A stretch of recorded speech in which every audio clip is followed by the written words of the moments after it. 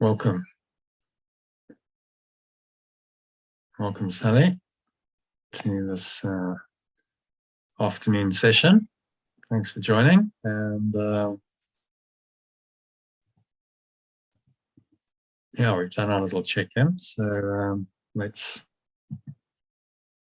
should we dive into the lesson or the quote today?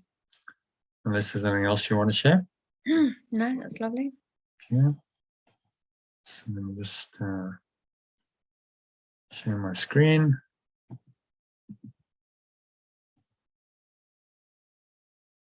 Okay.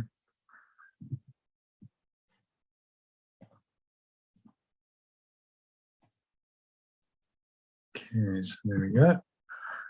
I have today's quite short, sweet, punchy quote. If you want to read that, and then the teaching, I'll take us into the lesson. Life is a mirror and will reflect back to the thinker what he thinks into it. Yeah. But it feels like it's freeing, isn't it? Because it's like you don't have to wonder what's going on. You just got to look around you and you can see. Exactly. If you're willing to see. So that's useful. You understand this projection mechanism, which I'll talk about a little bit. It's actually the key to freedom. It's the Holy Spirit's way of freeing you. So the very mechanism of your enslavement becomes the way that you free yourself. So, do you want to read in today's quote? In today's quote, Ernest Holmes, an American so-called New Thought writer and teacher, tells us that the world is the mirror of our minds, onto which we project our thoughts, that then reflect back to us what we have projected.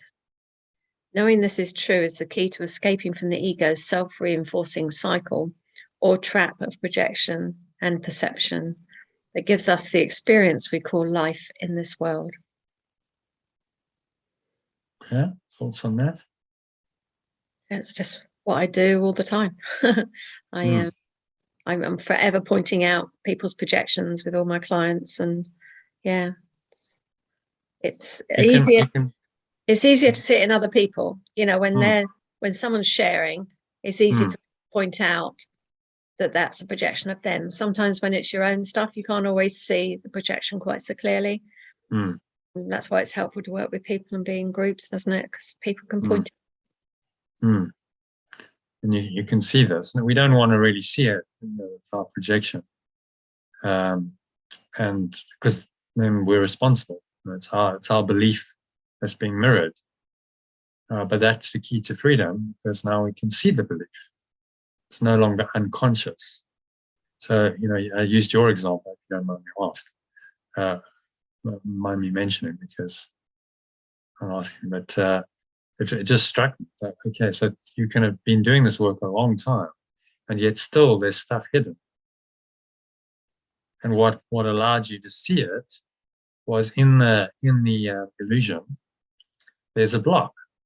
You might say, well, I'm not really understanding a little paragraph, so big deal. Right? So what? It's just like that one doesn't quite make sense to me. Move on. But you're willing to really go, okay, but there's some deeper block, and let's explore it. And then when you do, that block releases. I noticed yesterday, it was when I said I'm not going to resist the resistance to that. That's when it started to unwind. Because we can see we've got an issue by what's happening around us, but then keep resisting it and resisting it and resisting it and just refuse to see, can't we? But there's this kind of softening that goes on when you go, okay, well, it will come to me. Okay, I'll get it. It's all right. There's something there and it'll be really good. And a lovely little nugget will come out of it, no doubt. So just be patient and it'll happen. And I just think just having that internal self-talk lessens the resistance to be able to see it. Yeah, exactly. I think I listened to Eckhart Tolle. That's his thing. Well, if you're in resistance, then accept the resistance, because that'll take you. If you accept, that takes you beyond the resistance. Even if you accept that you're in resistance, it's a softening. It's an opening to into the open, mindedness of spirit. Yeah. It's kind of how to trick ourselves, really, isn't it? It's like to trick ourselves past the blocks and the resistances. Because quite often people will have blocks and they just don't want to get past them. It's like become their self-concept. I've always done this. What would happen if I didn't do it? And then you find their fear of not wanting to let go of it for whatever reason. It's like layers. It's like the instrument of peace, isn't it? Diagram. You have to go through all the different layers, come at it from all different ways to be able to get to the deepest nugget that you're perhaps not willing to see in everyday life.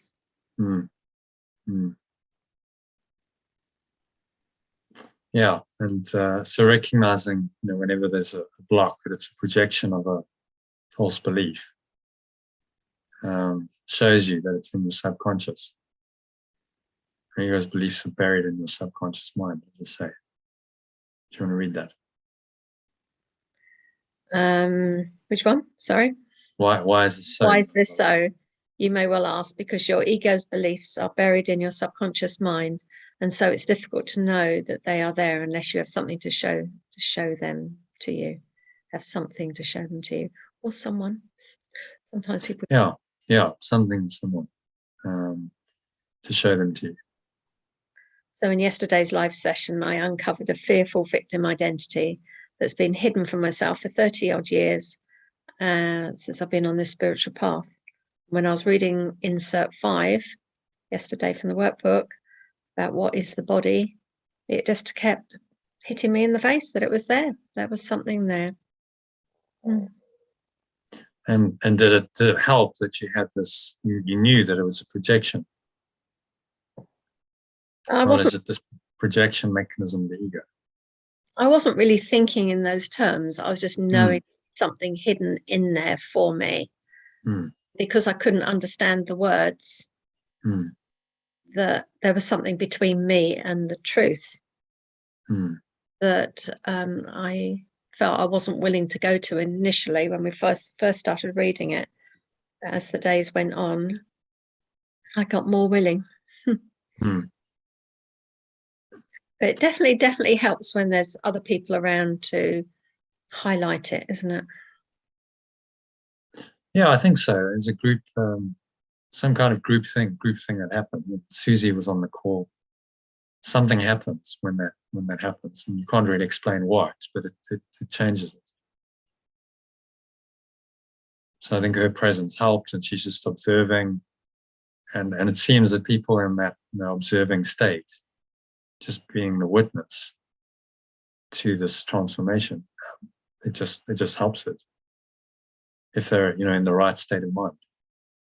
And it helps it because then that person says what's coming up for them, which again is a projection of ourselves. So they're putting the next brick in the transformation. Yeah, because she did that a couple of times, didn't she? Oh, well, I get you, Sally, because so we've all got the same issues. That childhood one, it's a huge one. Most people, that's where the ego got formed. The first 7 years of life, although we came in with some ego, no doubt, that's karma. It has to get kind of reformed into a proper functioning ego in this world, and that is done in the first 7 years of life. So that's when that that separate self is laid down, and the thoughts about safety and security, and how we then process so much of our life experience in the remainder of our lives is set down in the first 7 years. They've understood that now in child psychology, just how important it is. But it can be undone. You're not some psychologists will go, well, that's it. You've been set for life, and we can try and kind of work within that framework. We can maybe try and ameliorate the effects of it, but that's it. Course in Miracles is saying, no, that's not it. You can actually undo that entire program using this radical forgiveness. It's possible. But you have to be willing to really go into the subconscious and allow to really see those blocks, which is exactly what you did. It was interesting seeing it real time, and how the Course kind of dug it out by working with it, and especially when there's resistance, you go, okay, there's an issue here. So now, there's keep digging there. Don't just gloss over it. I think what a lot of people do with the Course is, oh, well, I didn't really understand that line, that paragraph, but it doesn't matter. No, I'll just move on. And actually, if you spend time on it and you acknowledge, okay, I'm not understanding it because there's a resistance. That's why. So let me dwell on this. This one was perfect because we had to do it 10 times. So you can see the value of repetition. You're like, oh, not again. For the 8th time, I've done it 7 times already. Surely I've got it. But he knows that that's not often the case. You just read the words, but you haven't got it on the deep level. So you keep working with it to get it at a deeper level. I did it more than 8 times because I was reading it in my own time as well. So it was like probably good 16, 20 times. Yeah. So repetition, and then eventually the nugget comes out. Okay, that reveals itself, and that particular paragraph of the text for you is very meaningful. For another person, they're like, well, I get it, and it doesn't. But for you, that one was really meaningful because it brought up the block and allowed you to release it. And that's the thing with the Course. You just don't know what is going to be the trigger for you. There might be one line, one sentence, one paragraph that really does it, that's going to, really shift you, transform you. So that's why we work with all of it. Well, you just never know. Read it all, and you never know, because there's so much text in it, and there's so many different ways of stating the same simple truth. Yeshua knows one of them is going to get to you. Like some of that's going to work. Doesn't know exactly what's going to work with whom, but I think that's why it's such a powerful teaching. Because it's not just a very short, simple, and that's it. It's like there's all of this rich text in the workbook, and then in the text and the manual for teachers, and now we're doing the clarification of terms, and any of that could, just something could just drop and go, wow, that's just opened me up. Yeah, repetition does work, doesn't it? And I've not been a keen fan of it. It's like if I've read a book or watched a film, or I've already read it, don't really want to read it again. But there is so much to it, isn't it? When you reread and re-listen. Well, it's one characteristic of a deeper teaching. So any deep spiritual teaching has what's called deeper levels of significance. So if it has deeper levels of significance, it means you can spend more time on it. You can repeat it, and something else will reveal on the second time and the third time. And actually, if it's really a deep teaching, you can keep doing that pretty much indefinitely, and you would still get something else. And that's really the category the Course in Miracles fits into.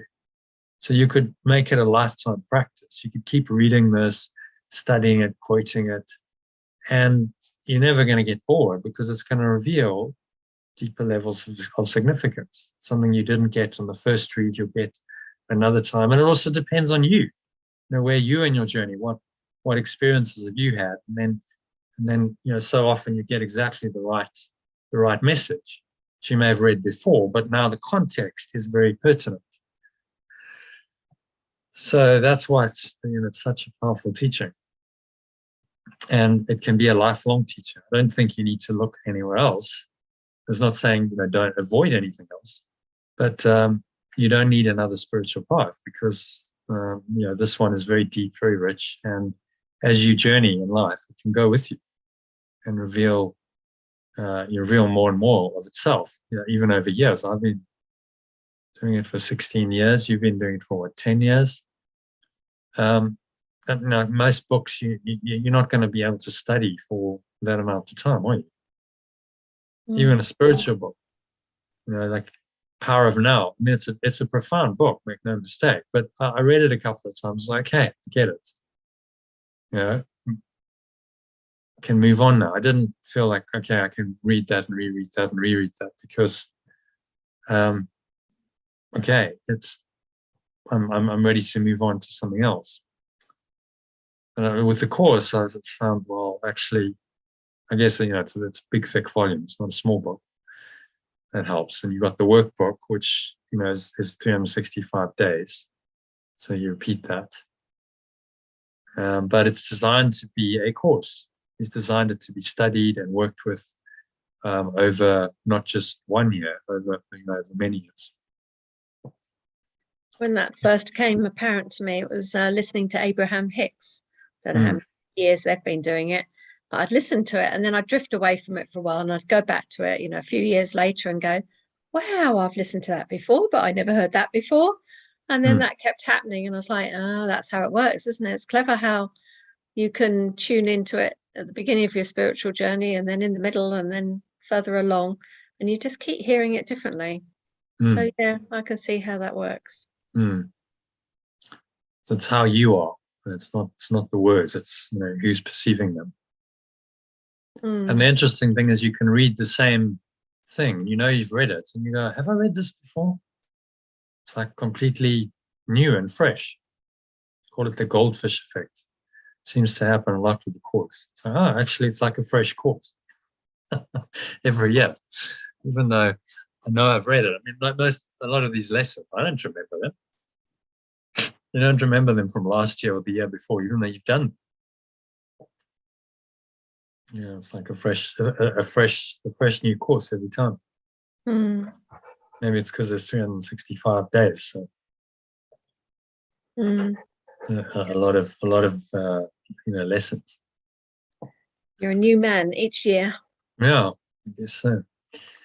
Okay, so I'm going to read that. How did you do it? You may well ask again. The knowledge that this projection mechanism of the ego, which is its primary defense, can help us reinterpret the belief in separation with the help of the Holy Spirit or remembrance of love. So you recognize the ego's false beliefs in yourself and free yourself from them by letting go of all their effects whenever you experience them. And if you keep doing this without making exceptions, I thought that said excuses. That's funny, isn't it? Without making excuses or exceptions, and cannot fail to free yourself from all pain and suffering and become fully enlightened. This is what Yeshua means when he says you must remove the plank from your own eye in the quote from the Gospel of Luke in the New Testament. Or how can you say to your brother, let me remove the speck that is in your eye, when you yourself do not see the plank that is in your own eye? Hypocrite, first remove the plank from your own eye, and then you'll see clearly to remove the speck that is in your brother's eye.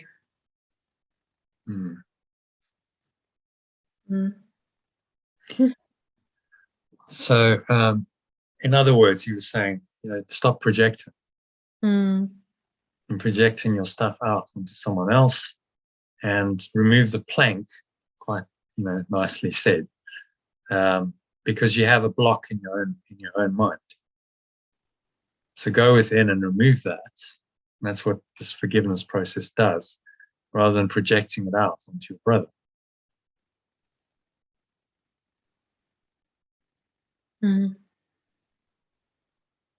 So you see this, this truth of letting go and projection. It was all in there. He was teaching it. It just didn't make it really into traditional mainstream Christian interpretation of his teaching. Because I think it can be quite fun. I mean, if you keep it light and just go, I often do a review of my life and see what I see reflected back in everyone. So my friends and family or people I associate with, and I write down, oh, they do this and they do that, and they've got this block, and oh, I can see that they don't do that. And then kind of turn it back on yourself and go, huh, it's me, isn't it? Oh, there, that's all me. And it can be quite funny, can't it? Yeah. Well, you do see, you know, that there's a pattern. And that, you know, that pattern means that it's you. There's a common pattern and theme in your life. It can't be everyone else. It's even in simple things like I'll be annoyed someone's left some shoes somewhere by a door or something. And I go, no, I have a little rant in my head. Why have they left those there? I wish I wouldn't leave them there. What shall I do? Shall I move them?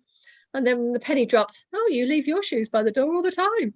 Oh, yes, I do. It's quite humorous, really. Yeah, it's interesting. So this projection idea, when you get it, it's like, okay, so just keep using the idea to do the turnaround. Go within instead of without. Okay, how am I projecting? Okay, stop projecting. Bring it back. Okay, so what is it about me? What's my belief in the situation? And the situation is there to show me that belief. That's what it's there for. So now, instead of being hidden, you're seeing the ego in the mirror that the world presents, which is helpful. If you're willing to, you can now see it quite clearly. And that allows you to let it go, because you must see it before you can let it go. So it's actually the key. It's the way out of the dream. The ego uses it for defense, the psychological mechanism of projection. It's projected the world out as a defense mechanism to convince you that, you know, the world is real and that it's all happening outside of you. It's happening to you rather than being in your own belief. But it's the Achilles heel of the ego is the projection mechanism. Because now you can, with the Holy Spirit's guidance, reinterpret the dream and have a way to be able to see your core beliefs manifested for you and then reinterpret them. So the Holy Spirit just uses the ego's defense as its undoing, which is the reinterpretation. It's very clever like that. So as I say, Holy Spirit's genius.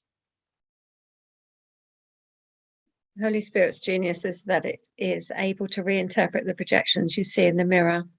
That is the world as your responsibility, which guarantees that you will ultimately succeed in letting your ego or false belief in separation go completely. To understand this mechanism of projection, you can use it to free yourself in more depth. Listen to the video. Yeah, I listened again. I think I've listened to it 3 or 4 times now. Yeah. Did anything else strike you?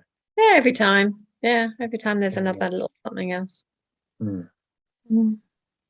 I like the one where he talks about the roommate that's relaxing, and it really annoyed the other student. And that kind of landed a bit more today. I went, oh yeah, all right, okay. Yeah, showing me they can relax. All right, I'm not relaxing. All right, I get it. And it gets us, makes us irritated because there's something in us that's resisting that, you know, what it's showing us. So that person represents a denied aspect of ourselves. Yeah, it's good to put it like that. And then we have, you know, all these mirrors to allow us to do this work. Okay, well, you know, what is this person showing me?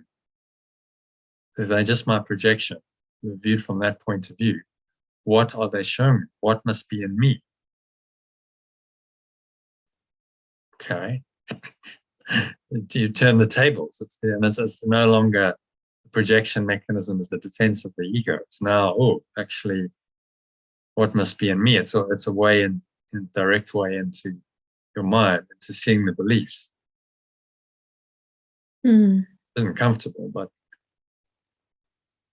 it has to be uncomfortable to be able to let them go.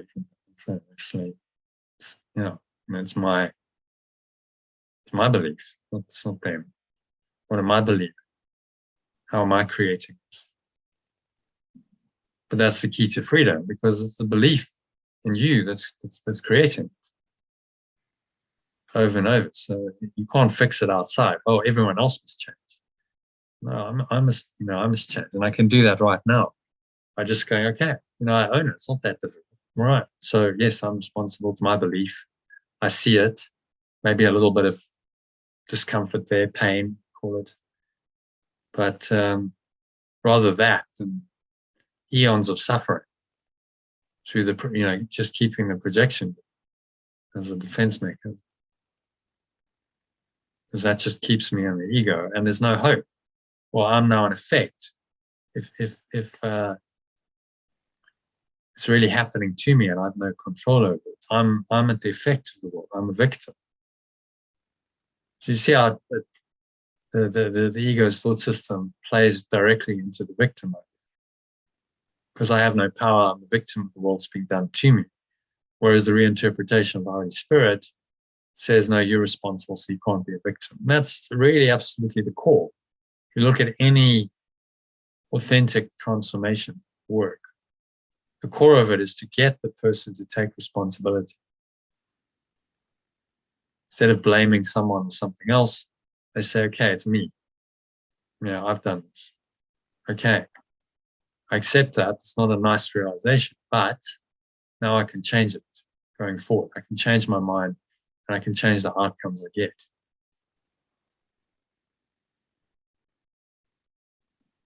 Mm. And that's very empowering, because now you take your power back and say, I've actually got the power to change this. I'm not a victim. I'm not stuck in these old patterns. I can change. I can heal. Even if it's being a deep-seated, lifelong pattern like the safety thing, well, you can let it go. And actually, in an instant, you can be free of that.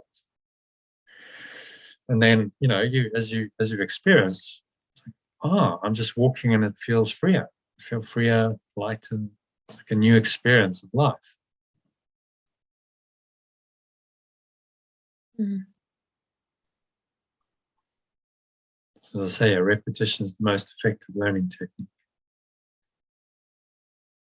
So that's why we do it quite a lot. So, okay, repeat, say it again differently, look at it again. We've looked at this video, we've looked at the idea of projection. But it really can't be said too many times, because it's a fundamental defense of the ego. So, no, I get it. And I think that there's a danger with course students thinking, okay, well, no, I get it all. I know that. Sure, I've read that. Well, yes, maybe. But have you really applied it? Has that insight really landed? Or is it just you've kept it on intellectual level? Oh, yeah, I know that. But like the deep application to you in your life, that's the work. And very often they haven't done it. So that's what we call integration. And so then it's worth looking at it again and again until the integration happens, as you did. You were just willing to work with it and work with it until, okay, it actually has landed and the shifts happen. And there's more than just a thought. It's not just an intellectual understanding. It's a deep feeling. Something's really shifted deeply internally. And you feel that. It's more feeling than a feeling or knowing than an intellectual understanding. Feels you feel it in your, and the way to know this, we use the word embody, and I just said that to try and shift you, but you'll feel it in your deeper body. When I said don't feel it in your body, try going into that state of mind, the pure formless awareness, but you will feel the result in your body. So then you go, okay, I'm feeling that in my stomach. And that's a sign that it's been quite a deep shift, because you felt it energetic. Mm. And the body then just becomes, although you're not a body, it's a vehicle, it's a canary in the gold mine. Oh, it's showing you, okay, there's been a shift and I can feel it. Okay, that's useful to know. So that's what a spiritual shift feels like. And if I don't have a genuine spiritual shift, I don't feel like that. I'm not feeling those kinds of deep feelings. That means I haven't really done it. Okay, so any Any thoughts on that? Simple. It's a very simple teaching, but it is absolutely the core. This idea of projection, the Holy Spirit's reinterpretation of it. It's the core of forgiveness. It's how the process really works. And that insight that allows you to then use whatever you're experiencing in projection to undo the belief in your own mind. It doesn't. It doesn't have to be with people either. I find some of my biggest breakthroughs have been just things I've noticed around the house. I had a really big breakthrough when there was one flower in my vase that was dead, and it annoyed me that one flower was dead. And then I caught that thought and investigated, and it was all about death.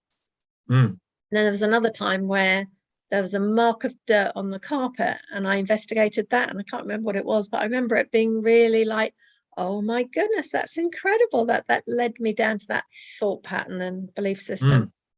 And so it doesn't always have to be relationships, does it? It can be just anything.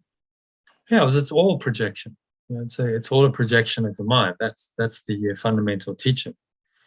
It's an illusion, and so it's showing you your beliefs. And if you start to recognize that, the world takes on a different color. Okay, I'm starting to understand more. What's really going on here. Everything's my projection, and then you become like a detective. I think you've been doing this for a long time. It's a familiar thought pattern, which is maybe why you've really taken to this course like a duck to water. It's just like, okay, I get it, because you've been doing it for a long time.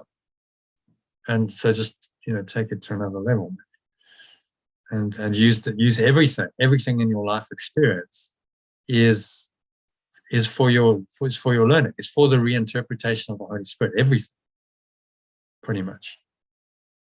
Especially if there's an issue. I mean, if there's no charge around, you're just neutral. Okay, well, maybe there's nothing that pushes me. But if there's a charge around anything, emotional charge, then that's a key sign that, okay, there's something there. If I go explore that, then there'll be a correspondingly big shift. The more the emotional charge, the more the greater the miracle, or the shift when you get it. So it's almost like being a detective. You go, I see there's a block there. I know what that is. Okay, let me work with this. Because if I do, there's something there that's going to shift. And this is then how your hero's journey of spiritual transformation works. Like, okay, one from one block to another block to another block. And instead of resisting the blocks, you go, oh, okay, another block, good, great. Because that's a miracle that's going to unfold. So then you work with that until the miracle. And I think you just work patiently. So, okay, I'm not going to get frustrated. It's going to come, and I accept it. I accept the block, basically. And this is related to the previous day. Yeah, it was yesterday's lesson. No, the previous day, 2 days, talked about acceptance. How acceptance, is really about dropping the resistance. So you see how the one kind of teaching leads into another, and then you start putting it all together. It's quite intuitive, guided way, and it all makes sense, and then you get the healing. And so I think that's the genius of the course. If you working with it as a whole system, and you're doing the lessons, it all just kind of fits together in a very helpful way to facilitate a shift like you have.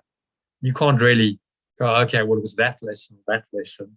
It was like a combination of all things came together in that moment, and it allowed you to do it. So it's like any master of any discipline.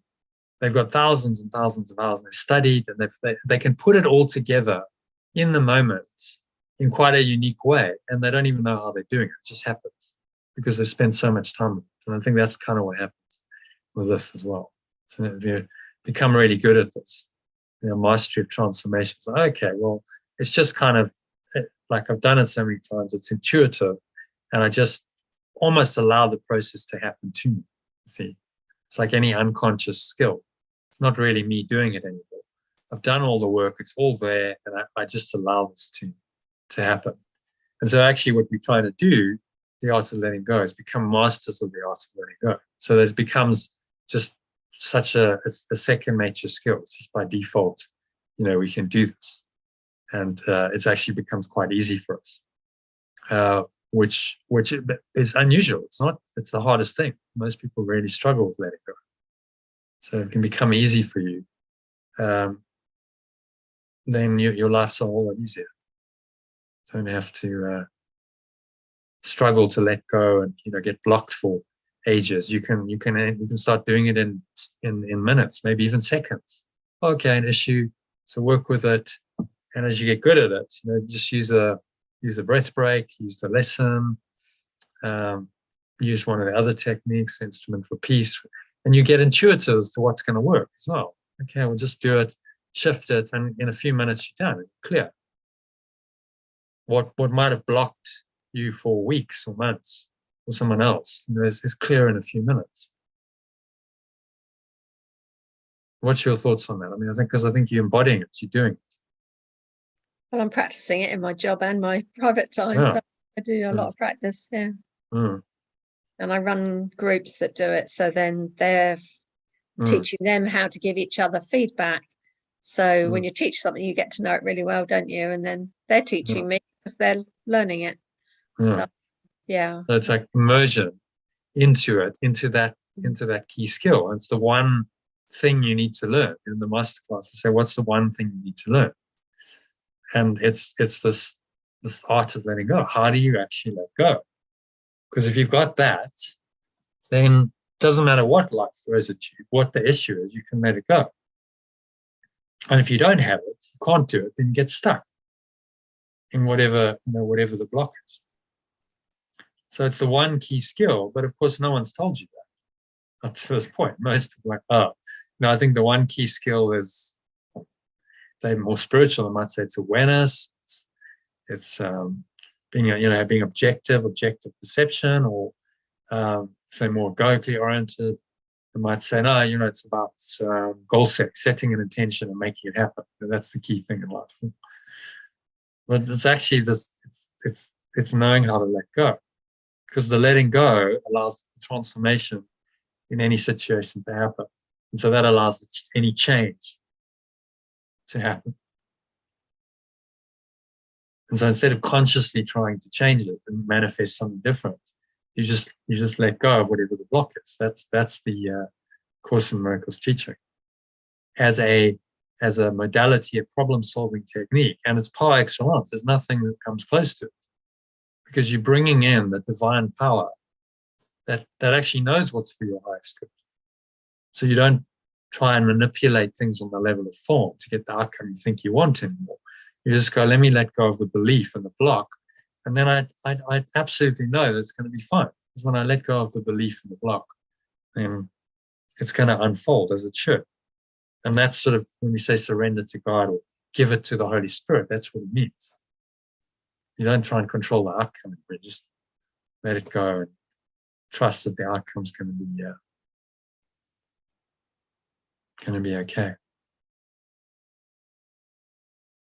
Yeah, don't try and control the outcome is a big deal, isn't it? Huge. Because most people are trying to control the outcome. So they go, well, if I control the outcome, then I'll be safe. You see, it comes back to the safety idea. Because I feel unsafe. So most people spend their entire lives trying to control the outcome of their lives, the outcome of the situation, and it's very exhausting. And it keeps the fear in place. It's when you can go, okay, all I have to do is let go of my belief, and let go and let God. Let the outcome will be what it will be. When I release that stuck energy, I trust, because that's how it works. Because of this projection mechanism, I trust that it will change. It must change. When I change my mind fundamentally, then my life must change, because that's how it works. And I don't have to worry about how that change looks. I just have to let go of the belief that's driving it. So that's primary. Yeshua's just saying, go to what's primary. It's your belief, the core belief, your ego. That's the problem. So let it go. And then the miracle happens. And that will happen in ways that you couldn't have imagined and conceived, and much better usually than any attempt you could have made to control it. So that's the difference between a miracle and magic. Magic is I'm trying to control it to get an outcome I think I want and need. So the ego is still in charge. A miracle says, I'm just letting go of the false belief, and I've got no attachment to the outcome. It'll be what it'll be. I just let that unfold. The Holy Spirit's in charge of that. And this works on an energetic level because of the way the matrix is wired up. It's a projection of your mind. So you change your mind, then the projections must start to change. And it happens by default when you've really changed your mind. So therefore, conscious manifestation is a lower form. People can start with it. We've all started with, oh yeah, that would be nice. I'd like to manifest that. And we've listened to The Secret, and before that, people like Napoleon Hill. But then you realize that's just kind of scratching the surface of it, because there's this deeper intelligence underneath you. If you can really let go of the block that's stopping this divine intelligence from arising, then you uncover that it's infinite and an eternal consciousness, awareness that's there to help you, that isn't limited by form. Now that infinite, abundant presence comes through, and it's got to create like itself. It creates outcomes. They're still happening in form, but because you didn't define them yourself, you're playing now the infinite game, to quote Simon Sinek. It's now a different kind of game. You're not trying to get finite outcomes, because you realize that the only outcome is that infinite, open, spacious awareness, and to be rooted in that. And the form will just show up accordingly. Still, form is always going to be limited by definition, but you are not the one who's defining it. So you're not playing the finite game. You see how this all comes together, all these different strands and teachings we've done over the weeks, and you start putting it all together into this coherent understanding. You go, oh, wow, like I can see how all the pieces fit together. And this is a coherent, integrous thought system that I can use as an operating system for my life to really accelerate my spiritual journey, to bring me peace, happiness, joy, everything that I've wanted, but without desiring it. I don't need to want it anymore. I just need to let go, and it will come. It's the secret. This is the secret beyond the secret. It's like it's what's deeper than just consciously using your mind for manifestation, because that's not really a secret. It's been known for thousands of years. But this, okay, but actually it's about letting go, then becomes the most powerful manifestation technique, because it's not a technique. You're not trying to do it. You're not trying to manipulate. It just happens. But you could state it that way for those who are doubting. Say, well, just give it this a try. Try and do it differently. I must actually share this in my masterclass, because I'm not sure it really comes through.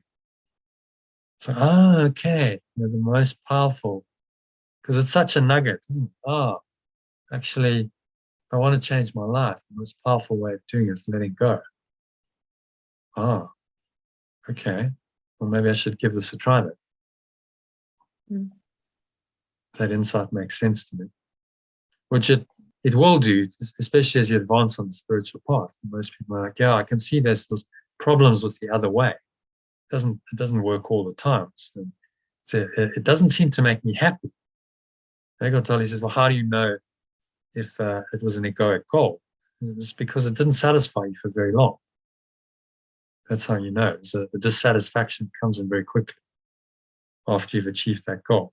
But if it's coming from the spirit and it's letting go, it wasn't ever about the form outcome. It wasn't about, oh, well, I wanted that as a form outcome. So you can't be disappointed. It's just arisen naturally as part of your letting go. So you become process oriented. The process of understanding the projections, of letting them go, becomes what is interesting in your life, and the effects show up accordingly. Process, that's about flow rather than outcome oriented, which is the ego. So you see how all these principles come together around this teaching. Okay, actually, there's just one thing. There's one simple thing you need to do. You just need to own the projections, understand that it's all a projection, and then look at the beliefs that are coming up, even if they're uncomfortable, especially if they're uncomfortable. And by being aware, there's naturally a shift. And then a conscious choice to say, okay, I see. And I can see the connection between my belief system and the projections of my mind that show up as the patterns of my life. Okay, that's useful. So now I can see that. I can let it go. And that's the key. That's the Course in Miracles 101. That's what we do. A very, very simple way, just perceiving the world differently. A very simple skill. I just practice that over and over and over again, which you are doing, and you can't fail. Let's just say if you do that, it's a done deal. The ego must go because it cannot sustain against the reinterpretation of its projections.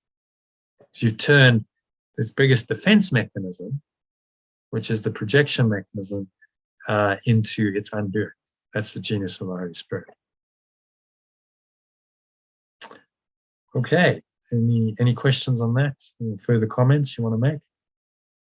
No, I think it's very profound, and I think a lot of people might not hear it even if you tell them, but you just got to keep saying it, haven't you? And eventually something's Yeah, and unfortunately you can only really learn this by doing it. It's like mastery of any skill. You know, someone can tell you till the cows come home, but until you practice it, you don't really know.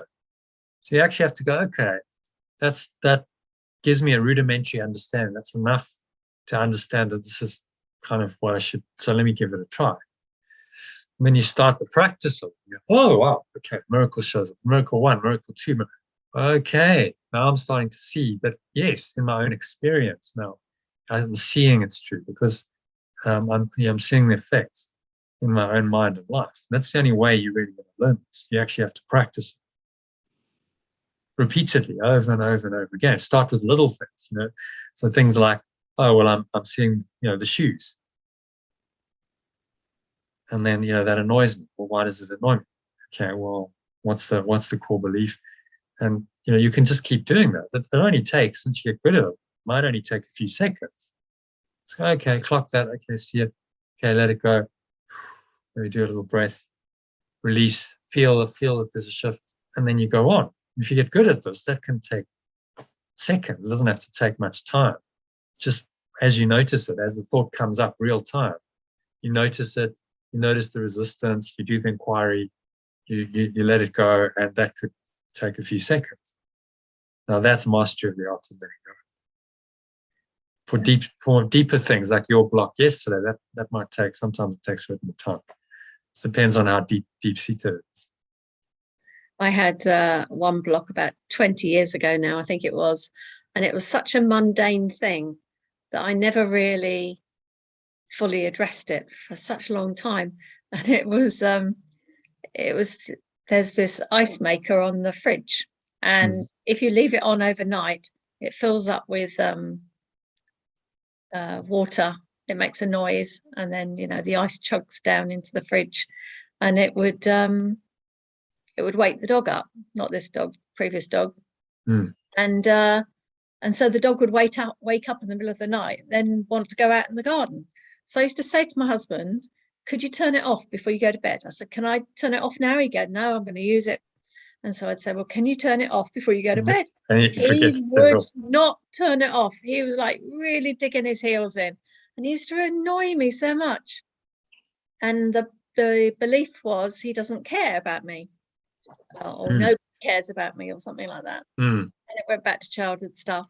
But that was a long term. That was like months, I reckon, where I just didn't do any work on it. And to me, it was on a practical level. So all he's got to do is turn the ice maker off.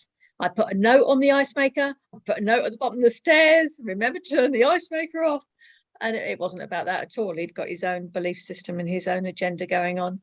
But I smile about that, you know, in kind of in a humorous way, that I just refuse to change. I refuse to change my thinking. It's his fault. He's to blame. He should change. I'm not going to do anything about it. But that's a good lesson. Still a good lesson. Well, that's what the ego does. It's like something else must change but me. Something other than me must change. So it always seeks for change on the level of form. Okay, well, all you got to do is turn the ice maker off. That's going to fix the problem. But actually, the problem is indicative of something deeper in you. And so he wasn't turning off the ice maker because you hadn't resolved the block. And when you did you eventually let it go? Yeah. I can't even remember what happened, but it obviously wasn't an issue after that. Yeah. And then it stopped being an issue because you let go of the issue in your own mind. Yeah. So that, that's always the way. It's like, okay, well, let it go in your own mind. There's no other way of doing it. And that's authentic transformation. And that's what the radical forgiveness process is all about. And again, it's really simple. It's like, well, of course, of course you should let it go in your own mind, because that's the source of the problem. So go to the root. So it's called radical forgiveness. Go to the root of the problem and let it go there. Don't hack away at the leaves of the weed. We all know that's not going to work because it's going to grow back. You have to uproot it. Seems to be, wouldn't that just be common sense and totally logical? But it's certainly not common sense for the ego. This is something most people don't do. They're hacking away at the leaves, trying to fix the problem on the level of form when the problem lies at the root. And they don't want to. In fact, just people's interpretation of the word radical. Oh, that's a bit dangerous. Radical's dangerous. Radicals. Oh, you're a radical.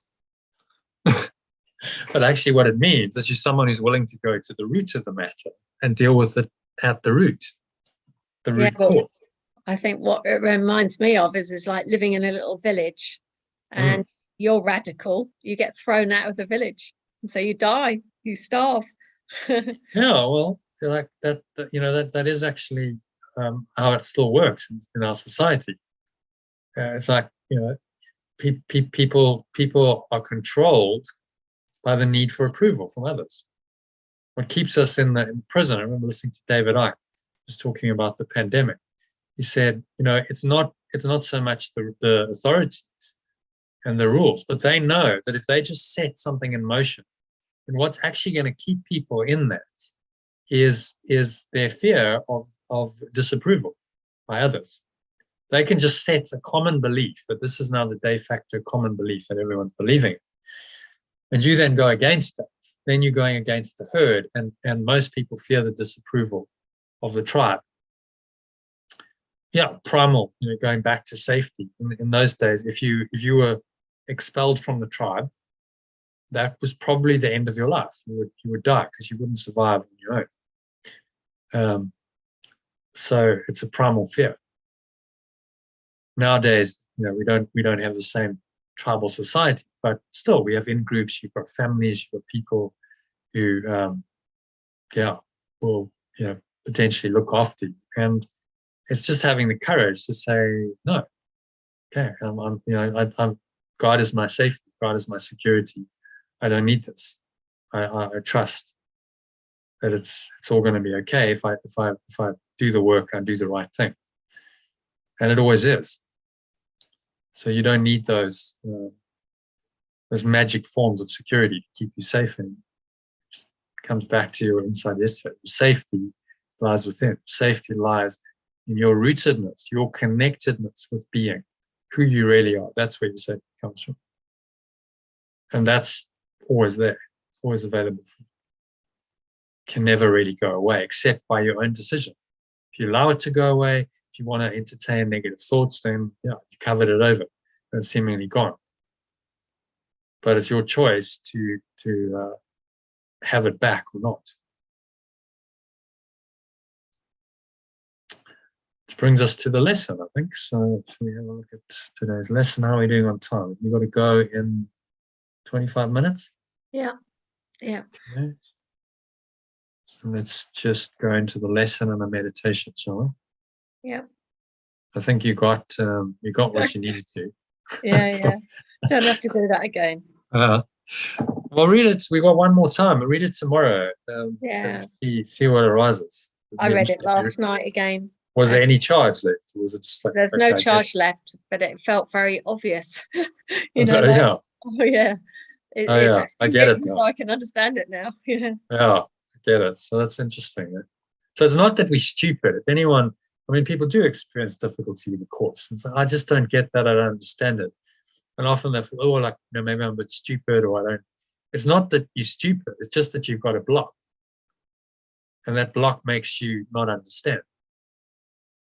So that's always a sign. You just persevere. Persistence prevails when all else fails. That was that great quote we had a week ago. And you just go, okay, well, I'll just persist with this. I'll work on this. I'll work on this until it goes, until the block releases. And so you have to be, a bit like Sherlock Holmes, or Dog with the Bone. It's like I've got the bit between my teeth, and I'm not going to let go until I've cracked that one, until I've let it go, and then you move on. I think you have that persistence, and that's why you're shifting so fast. It's like, okay, well, I'll work on it until it goes. Okay, then I don't have to bother because it's done. And you can check it with the energy charge. It's like, okay, so what's actually going on? Is there an energetic charge left, or is it gone? No, okay, it's gone. Well, then you know you can move on, because you don't want to just keep repeating something that's not helpful. But you work on it until you know, okay, I've actually dealt with it. I haven't just covered it over. I think, as I said earlier, the danger is people cover it over. Like, oh, well, I don't really get that. Doesn't mind. Let's move swiftly on. But actually, the nuggets are where you experience the resistance and the blocks. That's where the miracles lie. So if you see one, you go, oh, good, another miracle, great. Hasn't revealed yet, but I understand what it is. So, let me work with this until it does. Okay, so let's crack on with the lesson. We'll go into meditation. My sight goes forth to look upon Christ's face, or alternatively, I perceive my true self in everyone. That's the best way. I perceive my true self in everyone. I think it's more direct, isn't it? My sight goes forth to look upon Christ. So, okay, I can kind of get what you're trying to say, but it's so convoluted, isn't it? My sight goes forth to look upon Christ's face. Maybe he does it to make us think about it. I don't know. I'm like, okay, so what is he actually saying? And I just sit with it for a bit and say, okay, I perceive my true self in everyone. That's what he means. So just state it simply.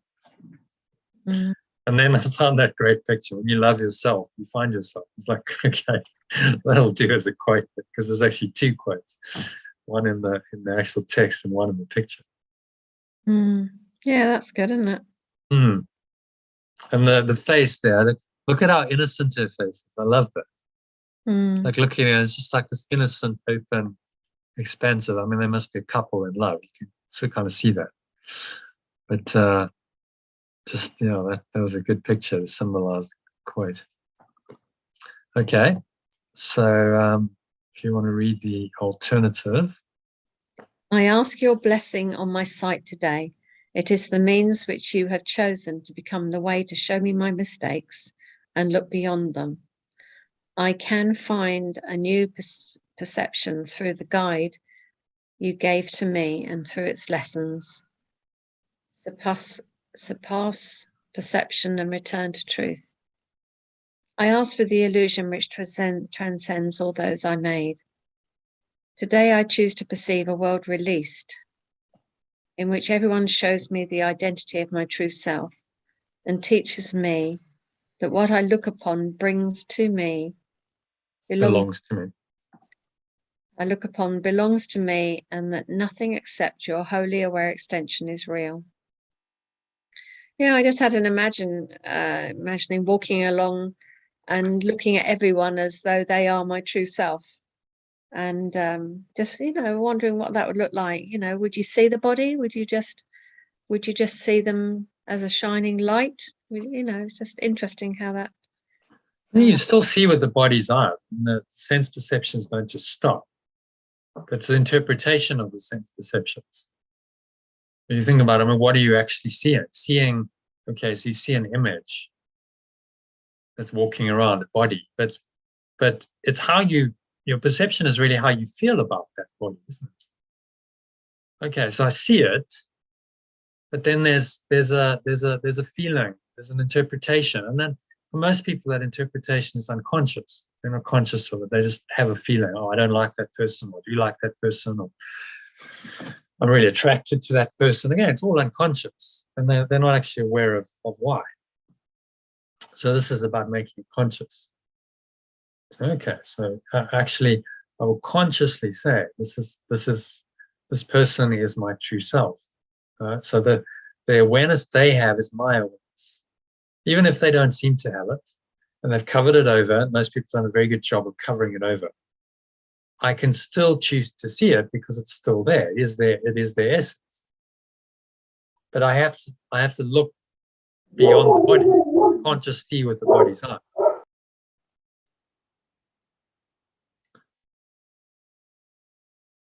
Become that, and really that's why we perceive.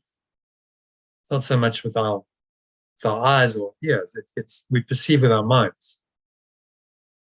So it's how we're perceiving that person, with an open mind or closed mind, an egoic mind, or the mind inspired by the Holy Spirit.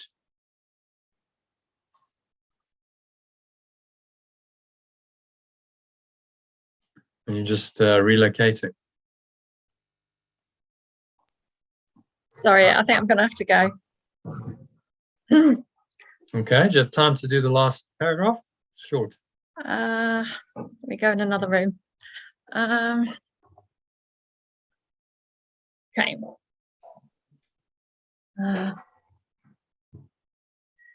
Today our sight is blessed indeed. We share one vision as we look upon our true self's identity. We are one because of this identity that is the extension of perfect love and our own identity as well. The face of Christ is really the identity of our true self. I translate face. And face can be misleading. People are like, well, am I supposed to look at someone's face? That's not what he means. It's the identity of that true self that he wants us to see. And vision is always a sign of a deeper seeing. It's the Holy Spirit's vision. So seeing with the body's eyes, but interpreted through the Holy Spirit, that's what vision is.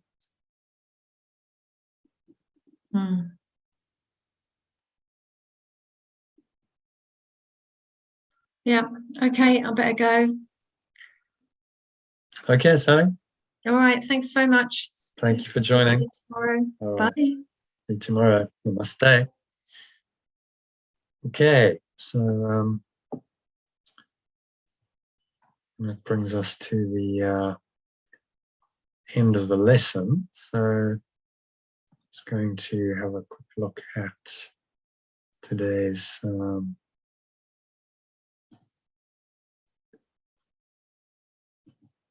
clarification of terms, which is on forgiveness and the face of Christ, very appropriately, because we've just been talking about the face of Christ in the lesson.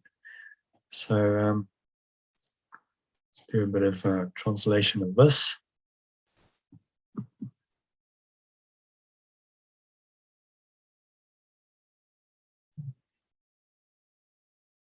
So yeah, let's look at forgiveness in the face of Christ. Section 3 of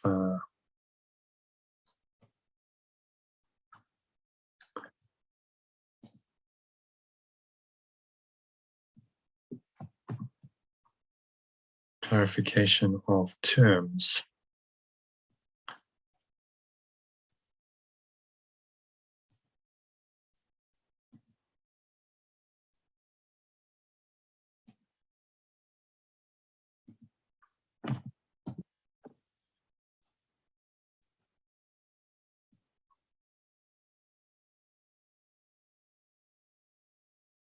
All right, so just do paragraph by paragraph.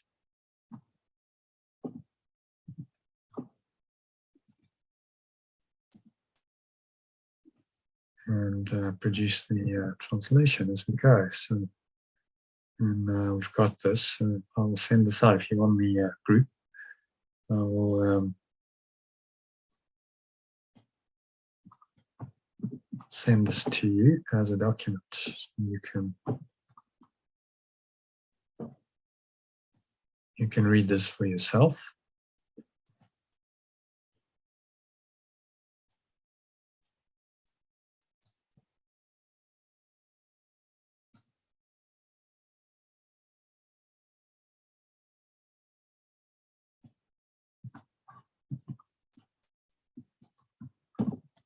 So forgiveness on the face of Christ.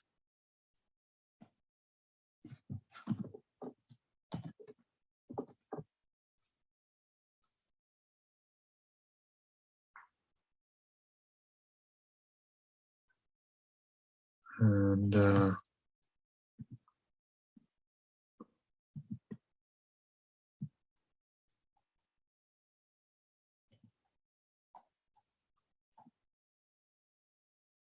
it's just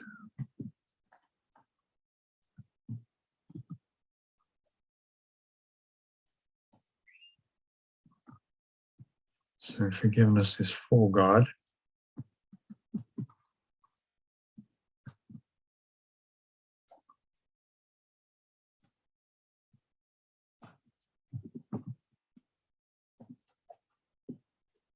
And toward God, but not of Him.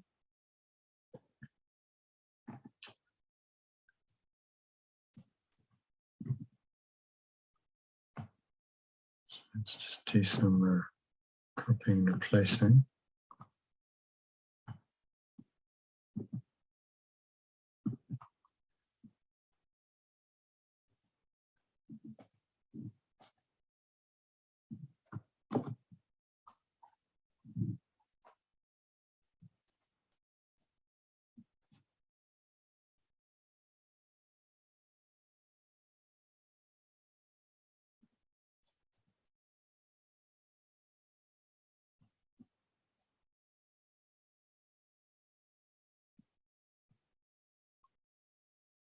Okay, so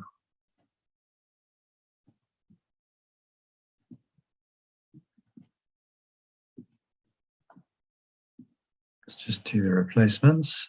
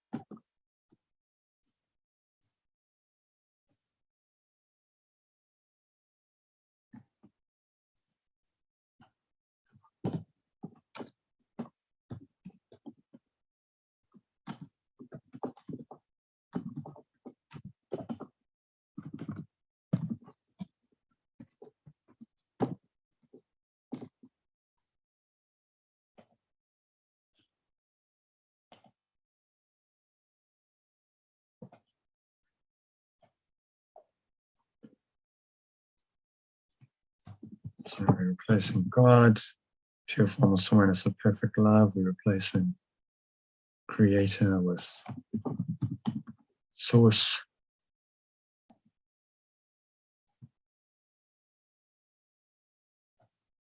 Replacing Christ with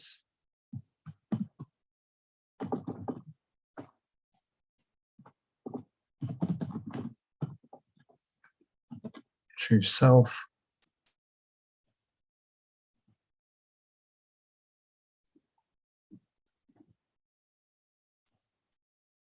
And what else needs to be replaced?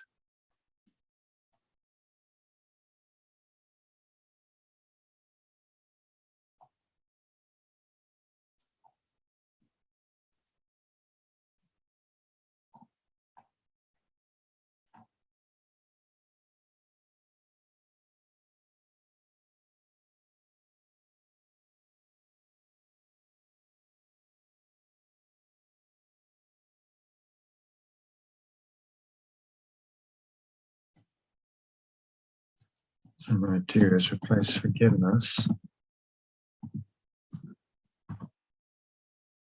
So forgiveness.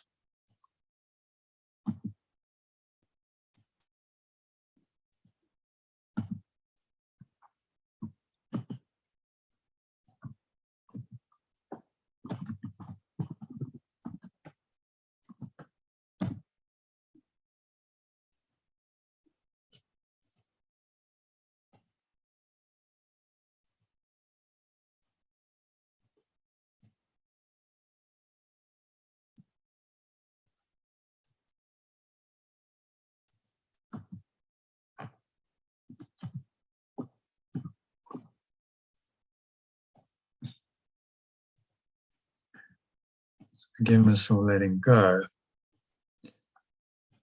It's a synonym for forgiveness. Forgiveness or letting go.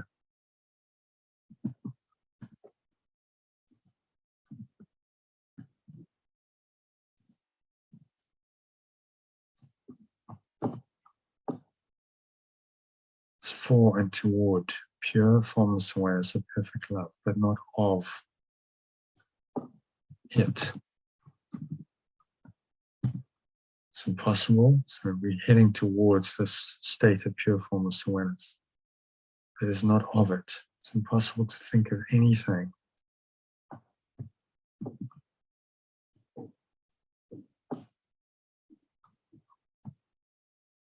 that created or extends.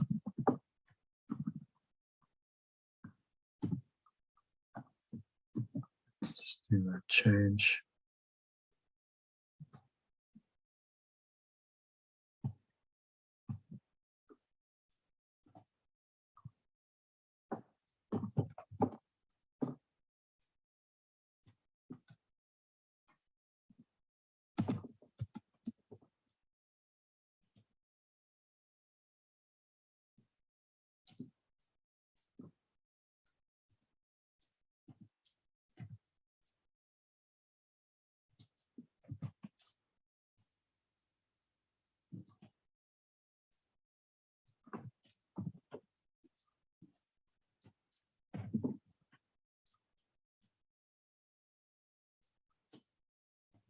Here.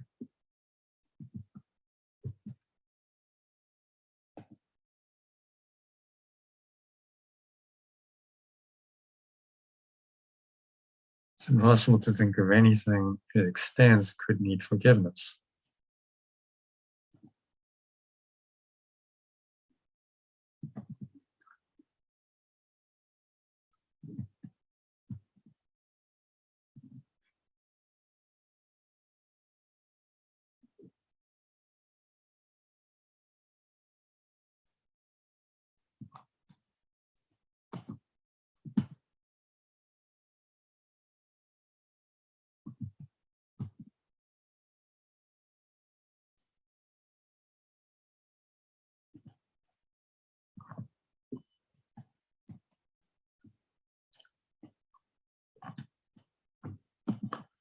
Forgiveness or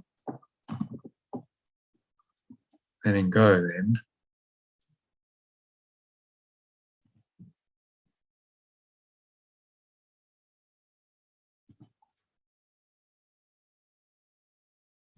Is an illusion, but because of its purpose, which is the Holy Spirit's, the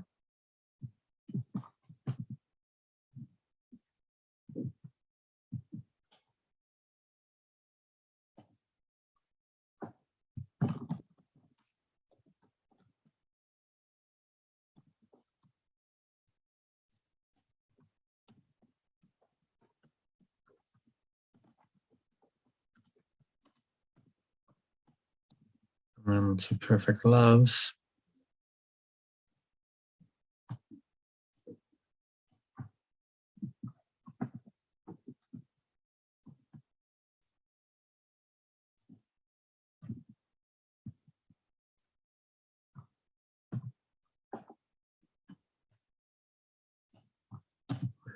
There's one difference. Unlike all other illusions, it leads away from error and not towards it.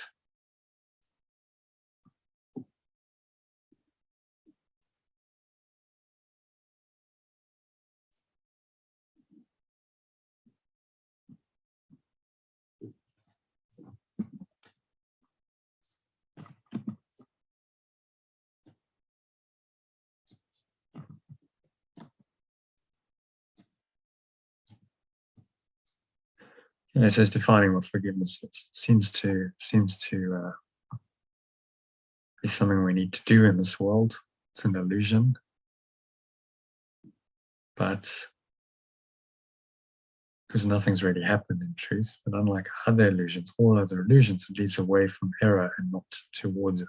So it's the one error, one illusion that undoes all other illusions. So it's the one illusion that can free us from the illusion. So it says forgiveness or letting go might be called a kind of happy fiction, a way in which the unknowing can bridge the gap between their perception and the truth.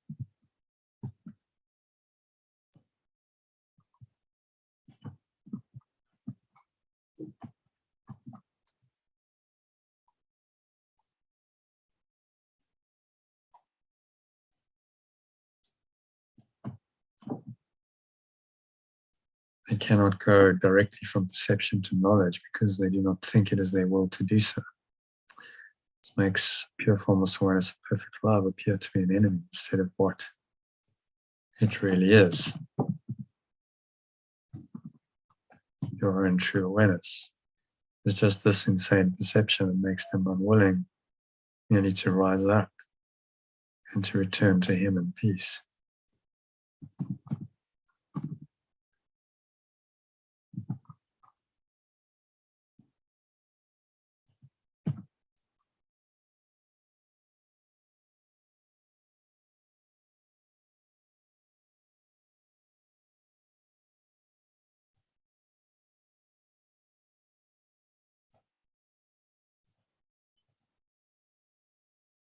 To rise up, to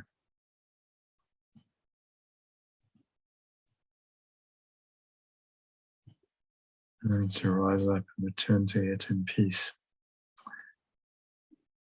So, seem to have created pure formless awareness, our own true awareness, as an enemy in our minds, which is insane. That's, the ego is insane. Fundamental misperception that our own true awareness is actually our enemy. So we have a deep split in our minds and a lack of trust because of that.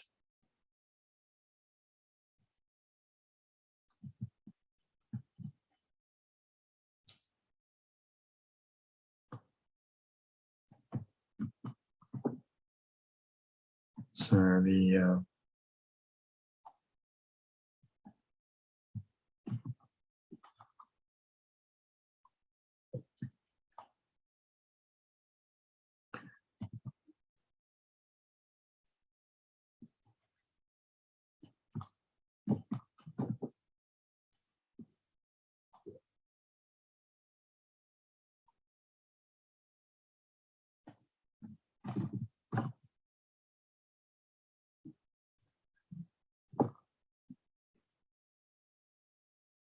so they need an illusion of help.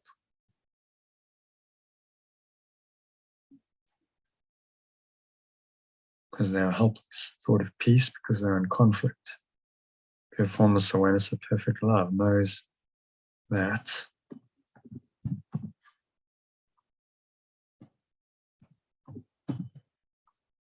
it's what its extension needs before it asks.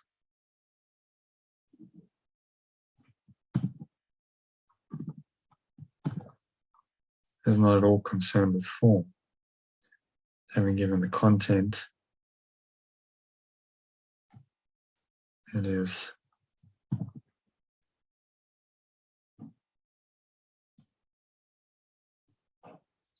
the will is be understood, and that suffices. Form adapts itself to need. The content is unchanging. Unchanging is eternal as its source. Okay.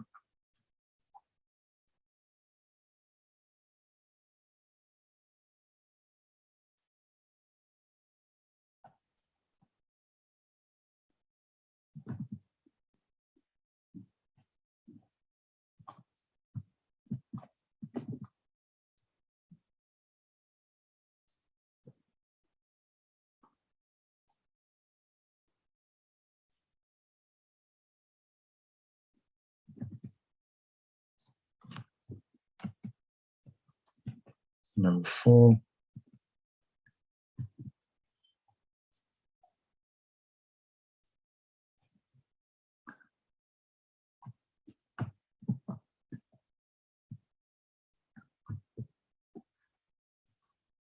face of Christ has to be seen before the memory of God can return. The reason is obvious. Seeing the face of Christ. So this is the face of your true self, the identity, actually. Identity of true self.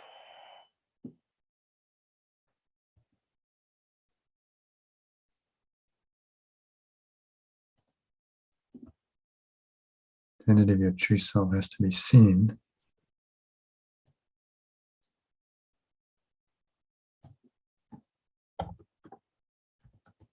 to be perceived or the memory of pure formless awareness. And where perfect love can return. The reason is obvious. Seeing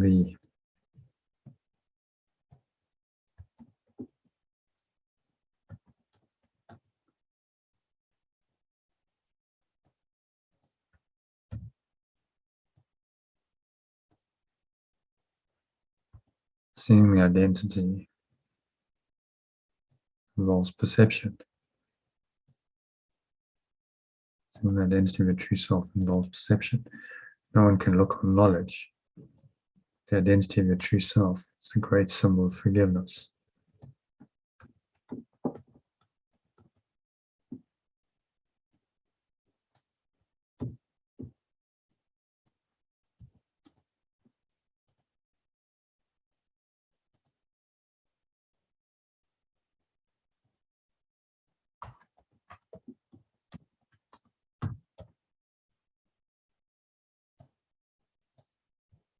Letting go.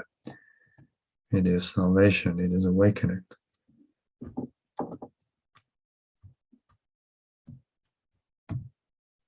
the symbol of the real world. Whoever looks on this no longer sees the world. He is as near to state of your formless awareness, which is heaven, as is possible.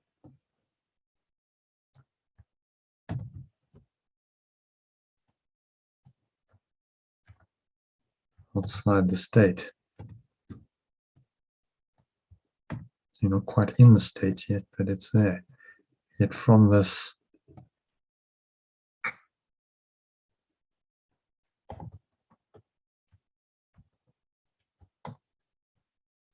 portal, from this point, it's no more than just a step inside. It is the final step. And this we leave to pure formless awareness, perfect love.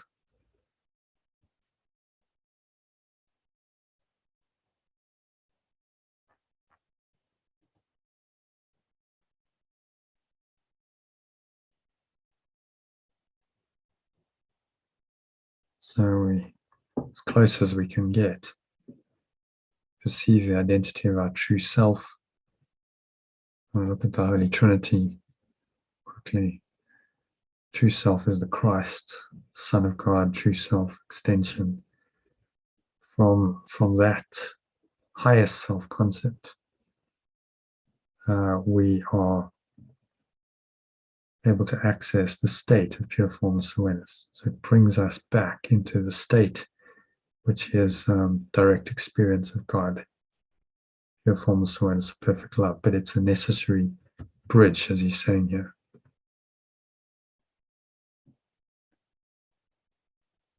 So it's the bridge between this world and the other. Brings us as near to the state of pure formless awareness as is possible, while still outside.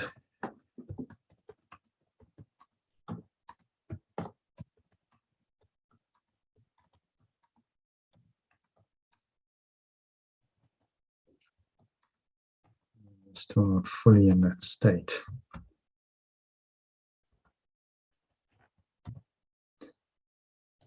From this point, it is no more just a step inside, it is the final step. As God takes the final step, it's the merging, final releasing of our self-concept. Any idea, any concept gets released, and we simply merge with the oneness. We become one with the pure formless awareness of perfect love. And that is it. It is us, and there is no separation and no difference between them. So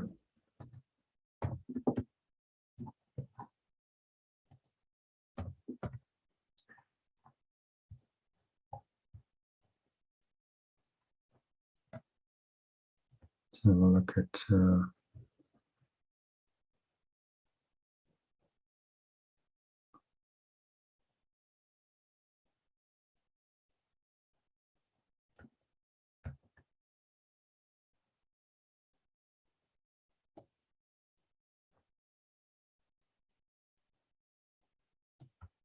again, this is a symbol.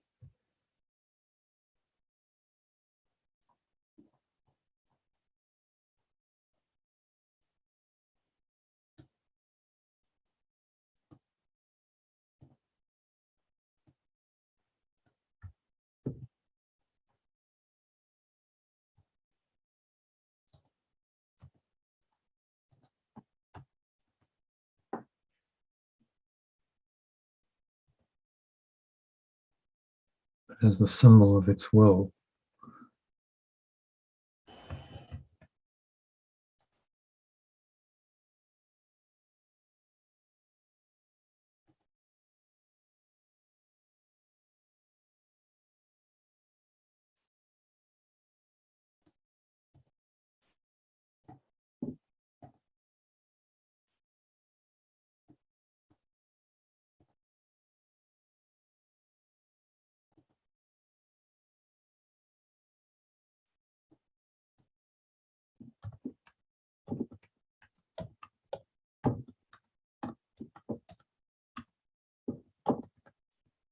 Known as the state of pure formless awareness.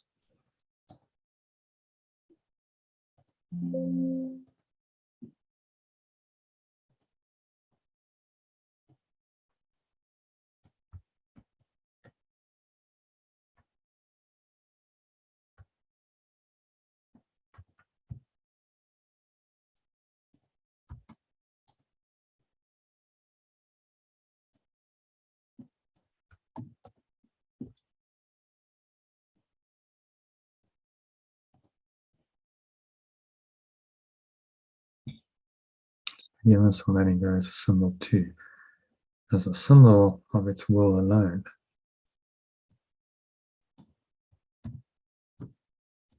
Change your will to awareness.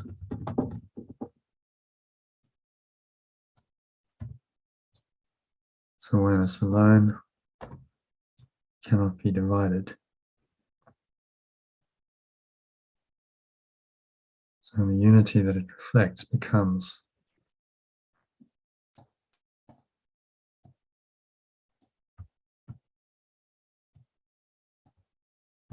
its awareness.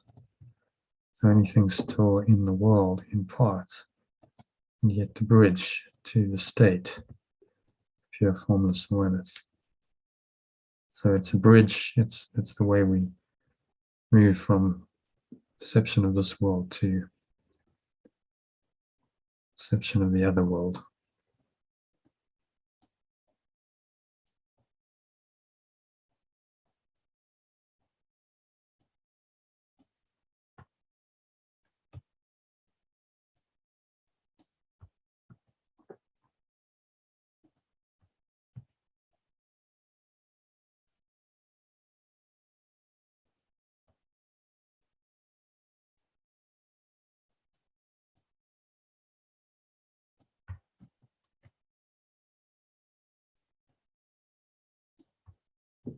So God's will is all there is. Perfect love's awareness.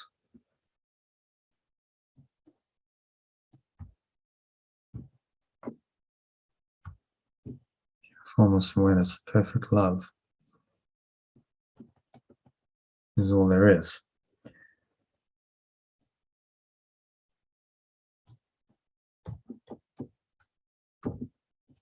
can only go from nothingness to everything, from hell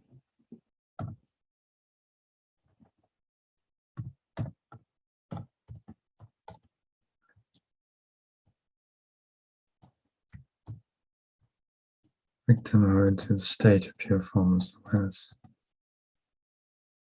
Is this a journey? No, not in truth. Truth goes nowhere. But illusions shift from place to place, from time to time. The final step is also but a shift.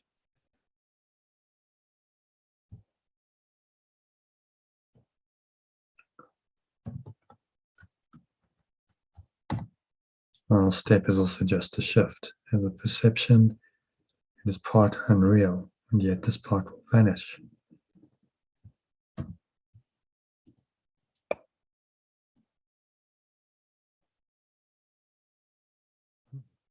Interesting.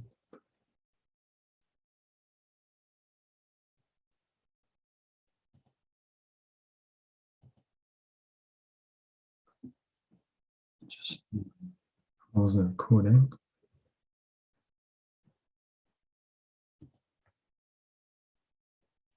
Hello.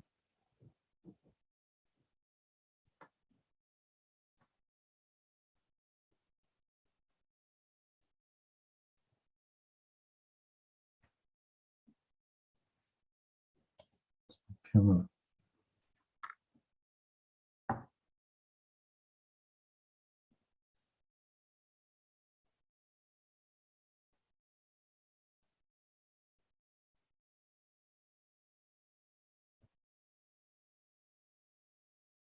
Strange.